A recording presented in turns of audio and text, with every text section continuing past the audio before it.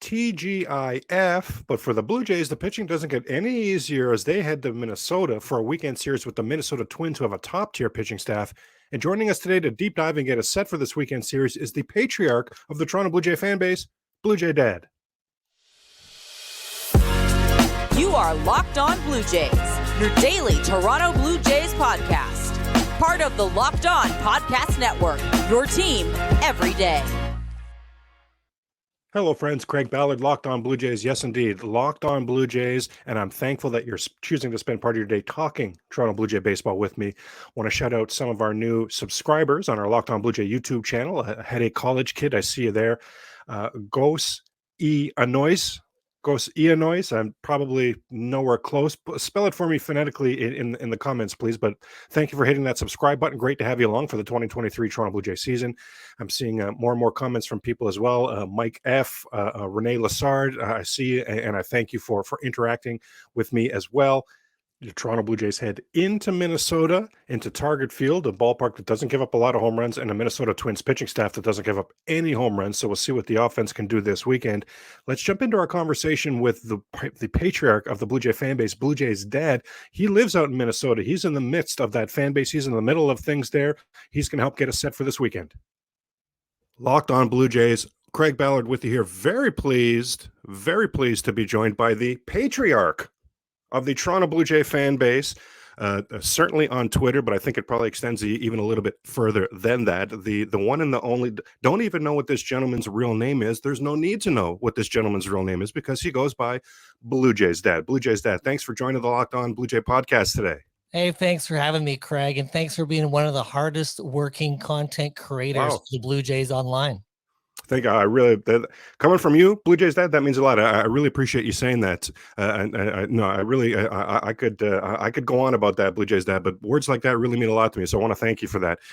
Now, we're definitely, we want to get into this weekend series, Blue Jays, Minnesota. Yes, absolutely. But I feel like, I feel like there's some housekeeping that needs to be done first here, Blue Jays Dad, because you're going to have to explain the winding roads, the ins and outs. How is the patriarch of the Toronto Blue Jay fan base living nowhere close to not even living in Canada, Blue Jays Dad? What's the tell us about your journey there? Yeah, so I was born and raised in Ontario, and then after 16 years of our marriage at Mrs. Blue Jay's Dad and I, our marriage, we moved to the Pacific Northwest where she's from, and so we lived there for 4 years. And then as kind of, in between, closer to my family and still in the U.S., we moved to Minnesota. We actually just came here thinking, it may not be permanent, but we ended up loving the Midwest. And just last night had a softball doubleheader at 8:15 and 9:15. Beautiful summer, spring evening under the lights. I just love it here in the Midwest. Sounds awesome. Sounds absolutely awesome. And now, Blue Jays Dad, I always like to ask my guests this. I just like to get an idea of what sort of things they're looking for. What sort of things do they covet from, especially from the 2023 Toronto Blue Jays, who I know it's like literally a last place team right now. I know the offense has scuffled, notwithstanding the 20 the other night, but overall, I've had the struggles. Yes, I still think at the end of the day, it's not early, but at the end of the day, I'm still not knocked off of my Blue Jays being a very legitimate World Series contender stance. Let's put it that way. Right. If I were to say to you, Blue Jays Dad, that I've actually come back from the future and I've actually seen that the 2023 Toronto Blue Jays do win the World Series, what's your immediate instinct on that? So, well, Craig, if that's the case, then X must have gone really well. What's the X for you, Blue Jays Dad? Oh, the X is people playing up to their potential and the management knowing who to put to the forefront when it comes to, your last 2 to 3 people in the lineup and your bench. So that's what it boils down to me. I think back to the 1993 World Series champion Blue Jays. Do you remember who were their bottom 3 in their order? It was Tony Hernandez, who had a resurgence at that time, Ed Sprague, and Pat Borders. Borders, yeah. And those are your bottom 3. And I think it's really boils down to how you use the fringe for success. So I would say, people played up to their potential and management made the right decisions on who to put forward. We're really on the same page there, focusing on things as a whole. I've wanted that bottom third of the lineup to be Varsho, Witt, and Kiermaier this entire time, Blue Jays Dad. You know, you've been around Blue Jay baseball for a long time. Blue Jays Dad, I think you'd say that's not even hyperbole. That's not even an exaggeration. If I were to say to you that Varsho, Witt, and Kiermaier at the bottom of this Blue Jay lineup, it would be the most dynamic base running at the bottom of any Blue Jay lineup in this. I'm literally saying Blue Jays Dad in franchise history. Well, it's a brand new ball game at the bottom of your order, right? It's a whole nother component if you have that running game. And I think Whit Merrifield has shown that. I was a proponent, a big supporter of him the whole season. I think he should have been front and center, that they should have just gone with him to begin with. And, but you know, we'll see how things come along. And then to your point, you get that bottom of the lineup going, and because I was the same. Every dayers will know when we talked about the Blue Jays at the beginning of the season. I said, listen, I love a lot of the moves that have happened, a lot of the flexibility, the defensive improvements, et cetera, et cetera, et cetera. But there is nothing that could be more meaningful for the 2023 Toronto Blue Jays than Springer, Bo, and Vlad at the top of that lineup doing the heavy lifting. So if that bottom of the lineup is just turning it over with base runners on base, and to your point, these guys are hitting to their potential. Yeah. We're talking big things there. Now, I know that you're in the majority here. A lot of Toronto Blue Jay fans not thrilled with the state of the bullpen. Well, my concern, Blue Jay Dad, is I really thought Kevin Biggio needed to do well. I thought Santiago Espinal needed to do well. The Richards, the Simbers, as you say, the sort of the fringe guys. I felt that these guys needed to do well because other teams. I felt the Blue Jays needed other teams to have their interest piqued in some of these guys and be willing to trade some good back end of the bullpen guys. Everyone that we've mentioned there has fallen flat on their face. Richards has had his moments. That's maybe harsh for Richards, but everyone else, Biggio and Espinal clearly fallen flat on their face. So I just don't see, outside of a Ricky Tiedemann, who I still hold out hope, Blue Jays Dad, is going to be part of this bullpen in 2023. I'll tell you that right now. But I just don't see the pieces that can be moved for that big back of the bullpen piece. Where are you on the back of the ball? I know you want improvements there, Blue Jay Dad, and I know you've been sitting around tossing and turning, daydreaming about how they can get this done. What route do you think the Jays can go to improve this bullpen?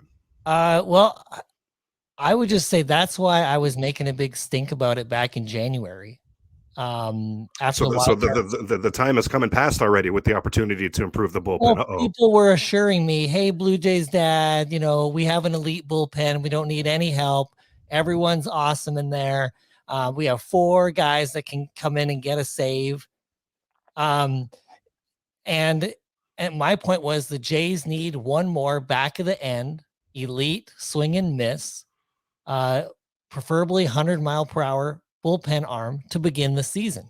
But people assured me, we can get that at the trade deadline. Mm-hmm. And now what I'm seeing from those same voices on Twitter, we don't have anything to trade.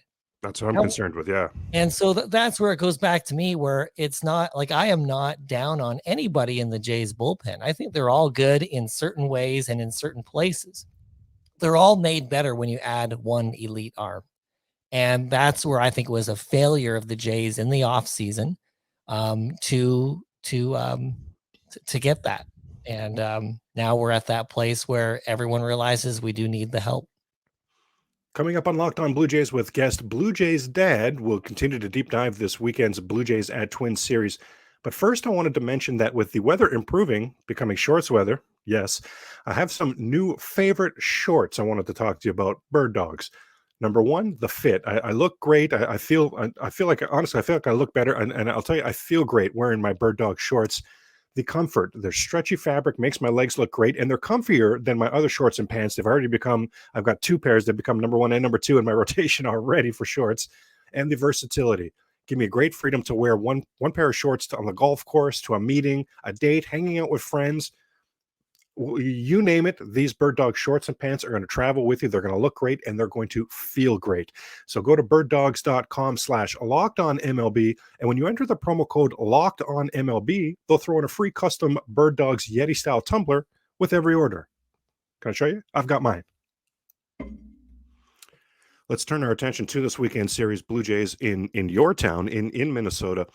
Let's set the stage here. The overall series between Blue Jays and Twins completely dominated by the Blue Jays. In the 70s, of course, Blue Jays were the expansion team. I think they only won 6 of the 32 games they played against Minnesota. Minnesota smashed them like everybody smashed the Blue Jays in the 70s. But since then, let me put it this way: the overall record is 231 and 184 for the Blue Jays. So it's been absolute domination. Certainly. We're talking regular season Blue Jay Dad, right? Like you and I are old enough to remember that 91 playoff series where Minnesota just unceremoniously dispatched the Toronto Blue Jays 4-1. Yeah, we're not talking about that. Now, the last time the Blue Jays lost the series in Minnesota was all the way back in 2015. There's been a few 4-game series where they split, but I'm still going to take that Blue Jays Dad as the road team. I'm still going to take that split. I'm still going to be happy with that. Now, very ironically, this last, I shouldn't put it in quotes because they are the last place, but they're not. The Jays aren't your typical last place team. Ironically, the last place Blue Jays have a better record than the first place in the AL Central Minnesota Twins, right? Blue Jays 8-2 versus the Minnesota Twins, and the Twins just a titch over 500. They've been good, but probably safe to say not great at home. We're going to look at the specific pitching matchups in a minute here, Blue Jay Dad, but just sort of a general there. You're knee deep in the midst of that Minnesota Twins fan base. What are they seeing so far, or what are you seeing from this Twins team so far?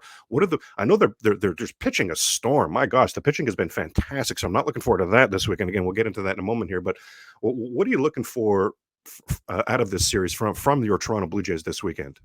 I mean, I'm always hoping for a sweep, and I got to check the Target Field rules to see if I can bring a broom, if our family can bring brooms there on Sunday.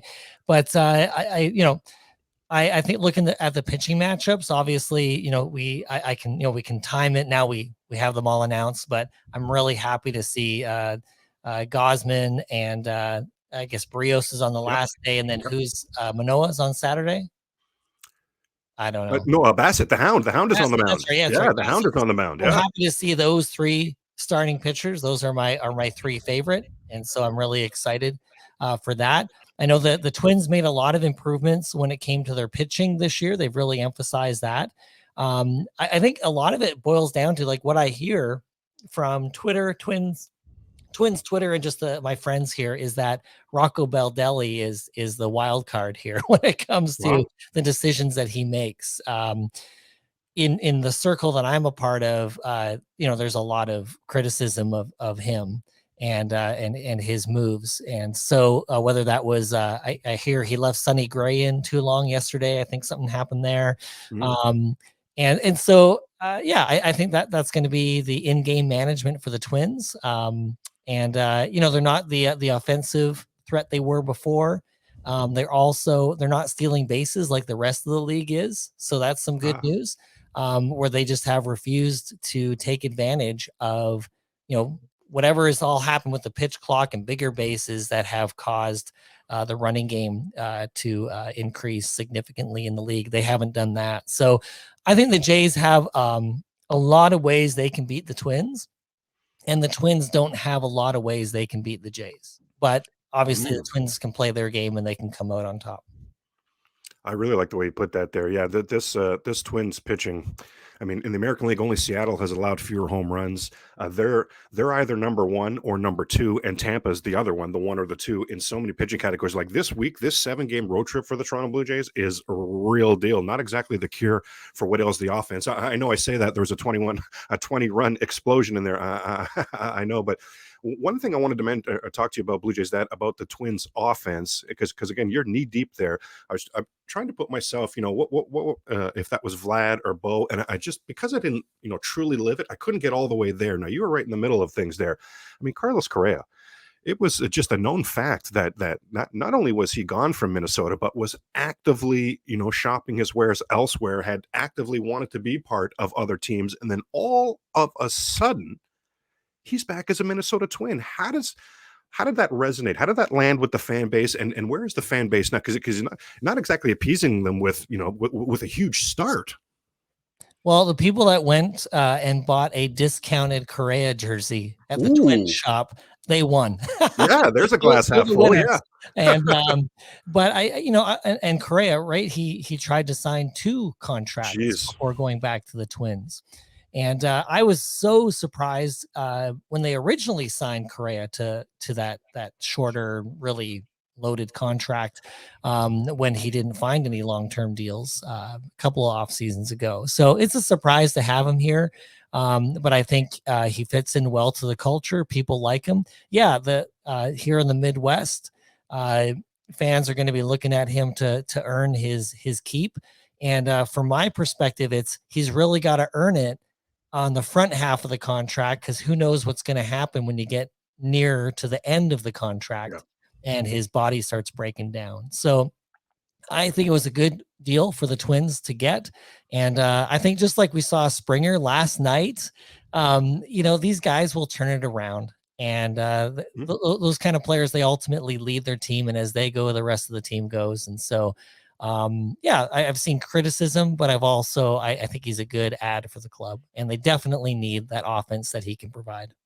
Never thought of that discounted jersey. That's brilliant. That's absolutely brilliant. No, that's brilliant. No, I love that. I love that.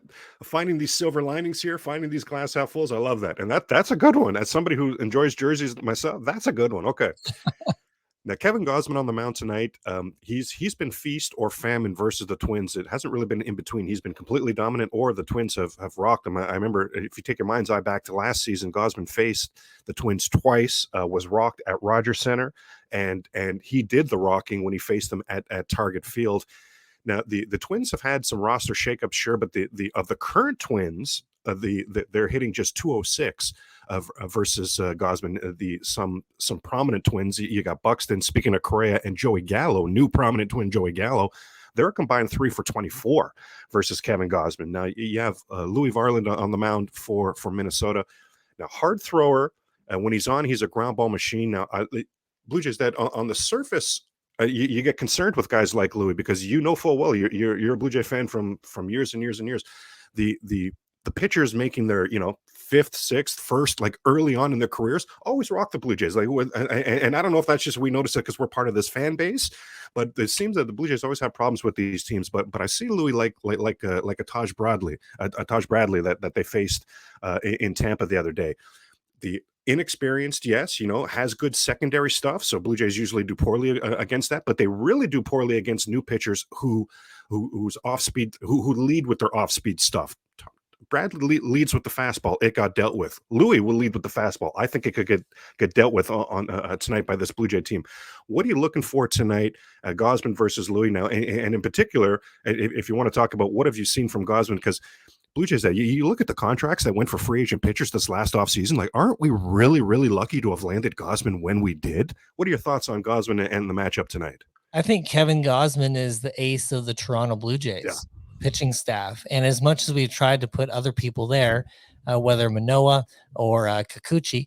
Berrios was the opening day starter last season. Same idea, Blue Jay Dad. Exactly. And just side note, my favorite pitcher is Jose Berrios. Nice. But if we're going to talk about him a bit later. We are. Absolutely. Absolutely. Okay. So, but Kevin Gossman is the ace. And watching him pitch this year and not getting the run support and, going so long into the game and then not getting a decision, it shows me how Dave Stieb ended with a 14-13 record in 1985, leading the league in ERA with a 2.38 or 4.8. And he had 19 complete games, Blue Jay Dad. 19 complete games. Like, holy moly. And Dave Stieb did that on a club with 99 wins. Okay, 99 and 62. They only played 161 that year. Dave Stieb had 13 losses. Like, imagine if he just got a bit of run support. But Kevin Gossman is the Dave Stieb of this staff today. And every time he goes to the mound, I think we can have confidence. And, once again, I think the key for the Jays hitters versus any type of pitching is to, the Cito Gaston approach. I'm still into that. And that is have a plan when you go to the plate, have that pitch in your mind that you want in the location you want. And then when you see it, rip it, grip it and rip it. Where we've seen hitters struggle so far is when they're chasing out of the zone. My youngest kids, I have 5 kids. They're 4 of the 5 are adults now, but the younger ones still talk about how when they were little kids, they remember Brett Laurie swinging and missing and all of the outside and down and away breaking balls. Wow. That's their memory of Brett Laurie as a kid. And they're like, when they see other people do it, they're like, being like Brett Laurie. Like, we got to Jeez. lay off that stuff. And I know I'm going off here, but I'll just say this. The difference in Edwin Encarnacion's career. I don't know if you remember watching his career evolve with the Jays, but when did he become elite? When did he hit that second gear in his career? It's when he learned to lay off that low and away breaking ball. He stopped. He just cut that corner of the plate off. And I think when the Blue Jays can approach any pitcher with that perspective of just, I'm going to look for my pitch and I'm going to rip it. That was Teoscar Hernandez's journey with the Toronto Blue Jays. When he started to lay off that pitch and force the pitchers in the strike zone, he became an absolute beast, an absolute monster. Yeah, and I love what you're saying about Gossman as well. Man, he's just been so fun to watch. We're pretty lucky there. I mean, his splitter is one of the elite pitches in all of baseball. We get to see it every fifth day, and I really like the point as well about, geez. I mean, in retrospect, it looks like they've kind of tried to force feed people ahead of Gossman. Really, I could see what the Blue Jays were trying along the way, but yet Gossman, between the ears, it's never mattered. Has it, Blue Jays dad? He's never taken it one way or the other. He's not, if he's the one or the you name it, whatever it is. What day am I on the mound? Now I know what day I need to be prepared. I need my 4 days between. He's such a professional pitcher. I'm such a fan of this guy. Coming up on Locked On Blue Jays, more with Blue Jays dad as we're deep diving, getting set for this weekend's pitching matchups, Chris Bassett and on Sunday, Jose Berrios. Now, first, try it for 30 days, just enough time to try it and then forget it, right? Well, in fact, over 80% of people have subscriptions they have forgot about, and you may be wasting money and not even realizing it. Well, Rocket Money helps you find those forgotten subscriptions so you can stop paying for the ones you don't use. Do you know how much your subscriptions really cost? Most people think they're spending around $80 a month on subscriptions. The actual number is likely closer to $200. And if you don't know the exact amount of how much you're spending each month, then you need Rocket Money. Rising prices stressing you out, or if you're looking for ways to cut costs, you need Rocket Money. Rocket Money is a personal finance app that finds and cancels your unwanted subscriptions, monitors your spending, and helps you lower your bills all in one place. Over 80% of people have subscriptions they forgot about, and chances are you're one of them, like that Stars app just to watch that one show, or that free gaming trial, right, that you never really actually used. Well, Rocket Money will quickly and easily find the subscriptions for you, and the ones you don't want to pay for anymore, you just hit cancel, and Rocket Money will cancel them for you. Yes, that easy. Rocket Money can also help you manage all your finances in one place and automatically categorize your expenses so you can easily track your budget in real time, and you get alerted if anything looks off. Over 3 million people have used Rocket Money, saving the average person up to $720 per year. Stop throwing away your money. Cancel unwanted subscriptions and manage your expenses the easy way by going to rocketmoney.com/lockedonmlb. Again, that's rocketmoney.com/lockedonmlb. This guy's, and speaking of a professional pitcher and such a fan of this guy, how about Saturday's starter? You got the hound on the mound on Saturday, Chris Bassett. Ever since whatever the heck that was in St. Louis, his first start, ever since then, he has been excellent. I've been so impressed with Chris Bassett. What I thought about Bassett coming in to the season is that I was always a fan of his because he just seems very professional to me, Blue Jays dad. Whatever the legitimate routine is between the time you start and then you got your 4 days off, then you start again, whatever's legit work to put in to be prepared during those 4 days, Chris Bassett he's written the book on whatever that is. I just find him to be very professional, always ready to take the ball, always prepared to pitch against that night's or that day's opponent. Now he goes up against Pablo Lopez. Like, holy moly! Well, coming into the season, I don't think our eyes would have been bugging out. Oh, look at this pitching matchup! But the way these two are pitching this season, my eyes are bugging out. Now, as far as Bassett, we're talking about Gallo and Correa struggling against Gossman. Well, it's the opposite against Bassett. They've owned Bassett 9 for 26. That's a 346 average. There's doubles in there. There's multiple home runs in there. So we will have to watch those matchups. But that Luis Arias for Pablo Lopez trade, you had a front row seat for that, Blue Jays dad. You're right in Minnesota, and this Arias, obviously, as we know, is a hitting machine. So he wasn't about to be traded for someone that Minnesota had their fingers crossed might be able to work out. He was going to be traded for someone who they knew was going to be an absolute stud. And it really seems to me, and this Twins team, by the way, 3-1 at Target Field with Lopez on the mound. I mean, he seems to me, Blue Jays dad, you're right there. You tell us, but he seems like he's been as advertised. He has, and it was a difficult decision, obviously, for the Minnesota Twins organization. And when the fan base saw it happen here of trading away the AL batting champion for a pitcher. and trading at greatest value for a pitcher that still had a number of years of team control.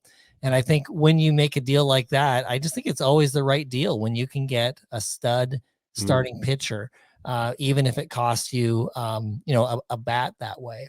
And so I think that the Twins fan base here that I'm around, almost said that I'm a part of, but I'm around. Yeah.